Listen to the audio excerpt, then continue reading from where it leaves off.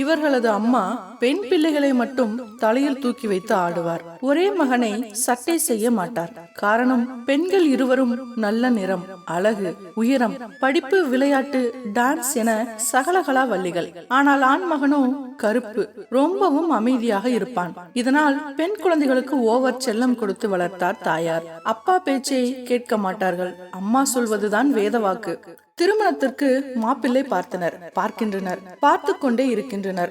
எந்த மாப்பிள்ளை என்றாலும் ஒரு நொட்டம் சொல்வர் பெண்கள் இருவரும். இந்த மாப்பிள்ளை அழகாகத்தான் இருக்கான், ஆனா PhD பண்ணலையே என்பர். இவனுக்கு படிப்பு அந்தஸ்து எல்லாம் இருக்கு, ஆனா அஜித் மாதிரி இல்ல, ரொம்ப சாதாரணமா இருக்கான் என்பர்.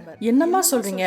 அழகெல்லாம் கொஞ்ச நாளைக்கு தானேம்மா, ரொம்ப நல்ல குடும்பம், பையனுக்கு சொத்து நிறைய இருக்கு, MNC கம்பெனியில வேலை செய்யறாமா என்பார் அப்பா.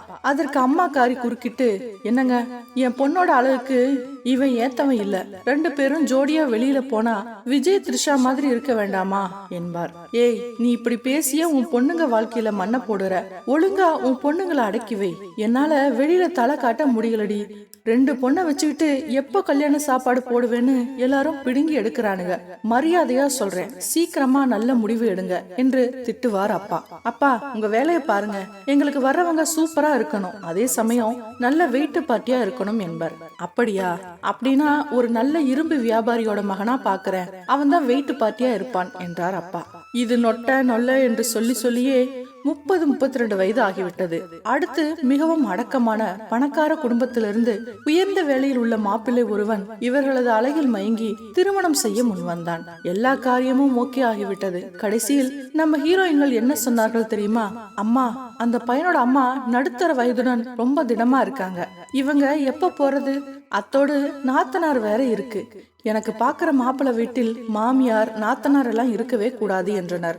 மகள்களுக்கு ஒரு அம்மா எப்படி புத்தி சொல்லணும்? மகள்களே, இதெல்லாம் ரொம்ப தப்பு, நாளைக்கு நாம் மாமியார் ஆக மாட்டோமா என்று சொல்லணுமா இல்லையா? ஆமாம் ஆமாம், என் மகள்கள் சொல்வது சரிதான், சரி சரி, வேறு இடம் பார்ப்போம் என்றார். அப்பாவுக்கு வந்ததே ஆத்திரம். ஏண்டி, உன் மருமகளை மட்டும் நீ என்ன பாடுபடுத்துற? அப்பாவே பொண்ணு வந்து உன்கிட்ட மாட்டிக்கிச்சு, நீ அத ஒரு வேலைக்காரியை விட கேவலமா ட்ரீட் பண்ற. அப்பப்ப எங்கே உன் மருமகள் மகனை உன்கிட்ட இருந்து பிரிச்சுட்டு போயிடுவாளோன்னு பயந்து உன் மகனுக்கு என்னவெல்லாம் தூபம் போடுற. இது உனக்கே அடுக்குமாடி? நீயும் பொண்ணுங்களும் எக்கேடோ கெட்டு ஒளியுங்க. இந்த யுகத்தில் உன் பொண்ணுங்களுக்கு கல்யாணமே ஆக போறது இல்ல, இனி உங்க விஷயத்துல நான் தலையிடவே மாட்டேன் என்று சபித்தார் அப்பா. இதற்கெல்லாம் காரணம், பெண்கள் இருவரும் நன்றாக சம்பாதிக்கின்றனர். தனியாக ஒரு வீடு எடுத்து அங்கே எல்லா பொருட்களையும் வாங்கி வைத்து தனிக்காட்டு ராணியல் போல் சுதந்திரமாக திரிவதுதான். அவர்களை யாரும் கேள்வி கேட்க கூடாது. யாராவது கேள்வி கேட்டால் எங்களது சுதந்திரத்தில் நீங்கள் தலையிடாதீங்க என திட்டுவர். சமீபத்தில் மிகவும் அழகான ஒரு மாப்பிள்ளை வந்தார். மூத்த மகள் சொல்விட்டு, அம்மா, இந்த மாப்பிள்ளையை பேசி முடிச்சிடு என்று கிரீன் சிக்னல் காட்டினாள். குடும்பத்தினர் மிகவும் ஆச்சரியப்பட்டு மாப்பிள்ளை வீட்டாருடன் பேசினர். ஆனால் மாப்பிள்ளையோ பொண்ணு பார்ப்பதற்கு வயசானவள் போல் இருக்கிறாள், முகம் எல்லாம் கிழடு தட்டி விட்டது. நிச்சயமாவே நீங்க சொல்ற வயசு பொய், பெரிய பொம்பளைய என் தலையில கட்ட பாக்குறீங்களே என போட்டானே ஒரு போடு. அம்மா மகள் மூவருக்கும் இப்படி ஒரு சாட்டையறை கிடைக்கும் என்று எதிர்பார்க்கவே இல்லை. தாங்கள் இன்னும் அழகி மீனாக்கள் என நினைத்து அந்த மாப்பிளைக்கு பிரஸ் மீச, இவனுக்கு பர்சுவாய், இவன் மூஞ்சி இடிச்சு வச்ச ஈசொம்பு போல இருக்கு என திட்டியவர்கள் முதல் முறையாக இப்படிப்பட்ட அம்புகள் தாக்கியதும் மிகுந்த அதிர்ச்சி அடைந்தனர். இது அவர்களது ஈகோவை பயங்கரமாக தாக்கியது. ஏறு ஏறு என்று ஏறினார் அப்பா. ஏண்டி, ஜாதகத்தை தூக்கிட்டு தேதியை மாத்தாதீங்க, போலி ஜாதகம் தயாரிக்காதீங்கன்னு எத்தனை வாட்டி சொன்னேன், கேட்டீங்களா? எத்தனை மாப்பிள்ளைகளை இவன் நொட்ட நொல்ல குள்ளம் கவுண்டமணி செந்தில்னு கிண்டல் செய்தீங்க. இப்ப உங்க நிலைமை என்னாச்சு? கிழடு தட்டி போன முகத்தை வச்சுட்டு நீங்க அஜித் விஜய் மாதிரி மாப்பிள்ளை எதிர்பார்க்கீங்களே. உங்களுக்கு ரஜினி கமல் வயசுலதான் மாப்பிள்ளை வருவான்னு எனக்கு தெரியும், ஆனா இப்ப இருக்கிற நிலைமைய பார்த்தா அதுவும் சந்தேகம்தான். இதுக்கெல்லாம் உங்க அம்மா தான் காரணம். இவளை 4 போடு போட்டிருந்தா இந்நேரம் நீங்க 2 பேரும் கையில ஒரு குழந்தையோட இருந்திருப்பீங்க. உங்களை கெடுத்து வளர்த்ததும் இல்லாம உங்க வாழ்க்கையே சீரழிச்சிட்டா என புலம்பி தீர்த்தார். இப்போது உண்மையை உணர்ந்த சகோதரிகள் ஓரளவுக்கு நல்ல வரன் வந்தாலே போதும் என நினைக்கின்றனர். ஆனால் வருவதெல்லாம் மனைவியை இழந்தவர், விவாகரத்து ஆனவர் போன்றோர்தான். அப்படியே முதல் தார மாப்பிள்ளைகள் வந்தாலும் முக்கால்வாசி வழுக்கை, தொப்பை போன்றவற்றுடன் வருவதால் சகோதரிகள் இருவரும் அழுது கண்ணீர் வடிக்கின்றனர். மெல்லவும் முடியாமல் விழுங்கவும் முடியாமல் தங்கள் தவறை ஒத்துக்கொள்ள முடியாமல் தவிக்கிறார் தாயார். இப்படி மிதமிஞ்சிய கற்பனைகளை வளர்த்து உங்கள் வாழ்க்கையில் கிடைத்த பொன்னான அதிர்ஷ்டங்களை மிஸ் பண்ணிடாதீங்க பட்டாம்பூச்சிகளை.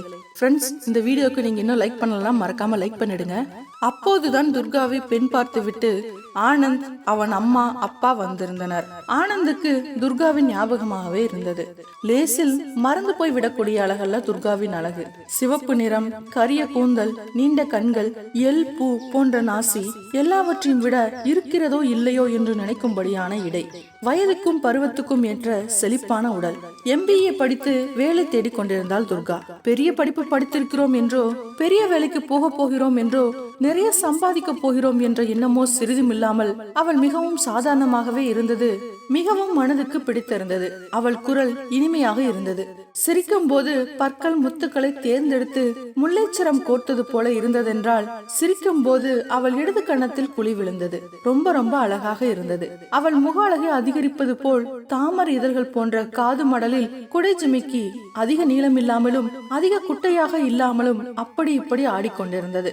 பொன் குடத்துக்கு பொட்டிட்டது போல் இருந்தது. பெரியவர்கள் எதிரில் துர்கா இரு கால்களையும் பின்புறமாக மடக்கி உட்கார்ந்திருந்தது அவள் மீது ஒரு தனி மதிப்பையே உண்டாக்கியது.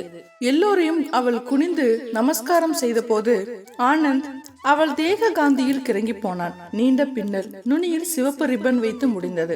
பெரிய சாட்டையை போல சைடில் விழுந்த போது அதை துர்கா லாவகமாக எடுத்து பின்னால் விட்டு கொஞ்சம் தலையை சிலுப்பிக் கொண்டது ஆனந்தை மனதுக்குள்ளேயே, எனக்கு உன்னை ரொம்ப பிடித்து விட்டது துர்கா, என் கல்யாணம் உன்னுடன் தான் என்று சொல்ல வைத்தது. எங்க துர்கா தான் கேசரி செஞ்சா என்று அவள் அம்மா நீர் தெளித்து துடைத்த வாழை இலையில் மஞ்சள் நிறத்தில் முந்திரி திராட்சை நெய்யில் வறுத்து போட்ட கேசரியை பரிமாறிய போது, நீயே திகட்டாத இனிப்பான கேசரிதான் என்று துர்காவை பார்த்து கண்களாலேயே பேசினான் ஆனந்த். அப்படி ஒரு அழகான, படித்த, சமைக்க எல்லாம் தெரிந்த துர்காவை பெண் பார்த்து விட்டு வீட்டுக்கு திரும்பிய பின் மாமி மாமி என்று யாருடைய குரலோ கேட்டது. யார் என்று பார்த்தான் ஆனந்த். 4வது வீட்டு நாராயணி. அம்மா சமையல் கட்டிலே இருக்கா என்றான் ஆனந்த். நாராயணி உள்ளே போனாள். ஆனந்த், அவன் அம்மா, அப்பா எல்லோரும் போய் துர்காவை பெண் பார்த்து விட்டு வரப்போகிற சமாச்சாரம் அவளுக்கு தெரியும். அதனால்தான் விசாரித்து விட்டு போகலாம் என்று வந்திருக்கிறாள். அவளிடம் அம்மா என்ன சொல்ல போகிறாள்? துர்கா அழகாக இருக்கிறாள், படித்திருக்கிறாள், வேலைக்கு போக போகிறாள், சம்பாதிக்க போகிறாள், சமைக்க தெரிந்திருக்கிறது, பாட தெரிந்திருக்கிறது, மொத்தத்தில் எல்லாம் தெரிந்திருக்கிறது. ஆனால் ஒன்று மட்டும் தெரியவில்லை. அதைத்தான் நாராயணியிடம் சொல்ல போகிறாள் அம்மா. வா நாராயணி என்றபடி சமையல் கட்டிலிருந்து ஹாலுக்கு வந்தாள் ஆனந்தின் அம்மா சாவித்ரி. உட்காரு நாராயணி. உட்கார்ந்த நாராயணி, ஆனந்துக்கு பெண் பார்க்க போக போறதாக சொல்லி கொண்டிருந்தேளே மாமி, பாத்துட்டு வந்தாச்சா என்று கேட்டார். பாத்துட்டு வந்தாச்சு நாராயணி என்றாள் சாவித்ரி. பொண்ணு பிடிச்சிருக்கா மாமி? அம்மா என்ன பதில் சொல்ல போகிறாள் என்ற கேள்வியுடன் காதை கூர்மையாக்கி கொண்டான் ஆனந்த். பிடிச்சிருக்கு நாராயணி என்றாள் சாவித்ரி. எல்லாருக்கும் பிடிச்சிருக்கா மாமி? எனக்கு, மாமாவுக்கு, ஆனந்துக்கு எல்லாருக்கும் பிடிச்சிருக்கு என்று சந்தோஷமாக சொன்னாள் சாவித்ரி. ஆனந்தால் அதை நம்பவே முடியவில்லை. பெண் பிடிக்கவில்லை என்று சொல்வாள் என்றல்லவா அவன் எதிர்பார்த்து கொண்டிருந்தான். அப்படி பேசியிருந்தாலே துர்கா. ரொம்ப சந்தோஷம் மாமி. பெண் படிச்சிருக்காளா, வேலைக்கு போறாளா, இல்ல போக போறாளா, எல்லாவற்றையும் சொன்னாள் சாவித்ரி. ரொம்ப சந்தோஷம் மாமி. உங்க எல்லாருக்கும் பெண்ணை பிடிச்சிருக்குன்னு சொல்றேன். அத அவள் அப்பா அம்மா கிட்ட சொல்லிட்டேலா மாமி? நாளைக்கு போய் நாங்களே சொல்லிட்டு வரலாம்னு இருக்கோம் நாராயணி. எவ்வளவு சீக்கிரம் முகூர்த்தம் வைக்க முடியுமோ அவ்வளவு சீக்கிரம் முகூர்த்தம் வச்சிடுங்க. சீர்சனத்தை எல்லாம் உங்க சக்தியை விட குறைச்சே செஞ்சா போதும். சாதாரண கல்யாண மண்டபம் போதும், ரிசப்ஷன் வேண்டாம் அப்படின்னு எல்லாம் வேற சொல்ல போறோம் நாராயணி என்று தன் அம்மா சொல்வதையெல்லாம் கேட்டு ஆனந்த் ரக்கை கட்டி பறந்தான் ஆனந்தத்தில். நாராயணி போய்விட்டாள். துர்காவை பெண் பார்க்க சென்ற போது அவள் பேசியதெல்லாம் நினைவுக்கு வந்தது ஆனந்துக்கு. பெண் பார்க்கும் படலம் முடிந்ததும் டிஃபன் ஆயிற்று. எல்லோரும் புறப்பட்டனர். நாளைக்கு எங்கள் முடிவை சொல்றோம் என்றாள் சாவித்ரி. அப்போது துர்கா எழுந்து, ஒரு நிமிஷம், நான் கொஞ்சம் பேசணும் என்றாள். என்கிட்டயா, பிள்ளை கிட்டையா என்றாள் சாவித்ரி. எல்லார்கிட்டையும் தான் என்றாள் துர்கா. பேசலாமே என்றார் ஆனந்தின் அப்பா கணேசன். திக்கென்றது துர்காவின் அப்பாவுக்கும் அம்மாவுக்கும். என்ன பேச போகிறாள் துர்கா? அவளையே எல்லோரும் பார்த்தனர். சாவித்ரி ஒரு முறை பார்த்துவிட்டு பிள்ளை ஆனந்திடம் திரும்பிய துர்கா, நான் உங்க அப்பா அம்மாவை அப்பா அம்மான்னு தான் கூப்பிட மாட்டேன். அந்த உரிமை என் அப்பா அம்மாவுக்கு மட்டும்தான். மாமா மாமின்னு தான் கூப்பிடுவேன் என்றாள். கணேசனும் சாவித்ரியும் ஒருவர் முகத்தை ஒருவர் பார்த்து கொண்டனர். துர்காவை பார்த்து உள்ளூர சந்தோஷப்பட்டு கொண்டிருந்த ஆனந்த் அவள் பேச்சை கேட்டு தன் அப்பா அம்மாவின் ரியாக்ஷன் எப்படி இருக்குமோ என்று அதிர்ச்சியுற்றான். நான் எப்ப தனி குடுத்தனம் போகணும்னு நினைக்கிறானோ அப்ப போயிடுவேன், யாரும் தடுக்க கூடாது என்றாள் துர்கா. வீட்டினுள் நுழைவதற்கு முன்பே தனி குடுத்தனம் போறதை பத்தி பேசுறாளே இவள் என்பது போல் இருந்தது எல்லோருடைய முகபாவமும். என் பையனுக்கு அது பிடிக்கும், இது பிடிக்கும், இதை செய்யாத அதை செய்யாதன்னு எனக்கு சொல்லக்கூடாது. கல்யாணமானதும் எனக்கு அவர் முழுக்க முழுக்க சொந்தமாயிடுறார் என்றாள் துர்கா. பிள்ளைய பிரிக்க பாக்குறியே இப்பவே என்று நினைப்பவள் போல கணவரை பார்த்தாள் சாவித்ரி. மருமகள் தான் வந்தாச்சேன்னு ராமா கிருஷ்ணான்னு உட்கார்ந்துடக்கூடாது, வீட்டு வேலைகளை மாமியாரும் பங்கு போட்டு செய்யணும் என்றாள் துர்கா. அவளுடைய ஒவ்வொரு பேச்சும் கல்யாணம் ஆகிறதுக்கு முன்னமே இப்படி இருக்கே, கல்யாணம் ஆயிட்டா இன்னும் எப்படியெல்லாம் இருக்குமோ என்று எண்ண வைத்தது போல எல்லாரும் மௌனமாக இருந்தனர். போதும் நீ பேசினது என்பது போல கஞ்சாடை காட்டினாள் துர்காவின் அம்மா பார்வதி. உன் கல்யாணம் நடந்த மாதிரி தான் போ என்பது போல அவளை பார்த்தார் அவள் அப்பா சாம்பசிவன். அவ்வளவுதான் என்றால் துர்கா எல்லோரையும் பார்த்து. சப்த நாடியும் ஒடுங்கிவிட்டது ஆனந்துக்கு. சற்று முன் அவன் அடைந்த சந்தோஷம் எல்லாம் போன இடம் தெரியவில்லை. இவ்வளவு பேச்சு துர்கா பேசிய பிறகும் அவன் அம்மா அவளை தன் மருமகளாக ஏற்றுக்கொள்வாளா? அம்மா, நாராயணி மாமி கிட்ட துர்காவா உனக்கு பிடிச்சிருக்குன்னு சொன்னியம்மா என்று கேட்டான் ஆனந்த். ஆமா ஆனந்த், அது நிஜமாமா?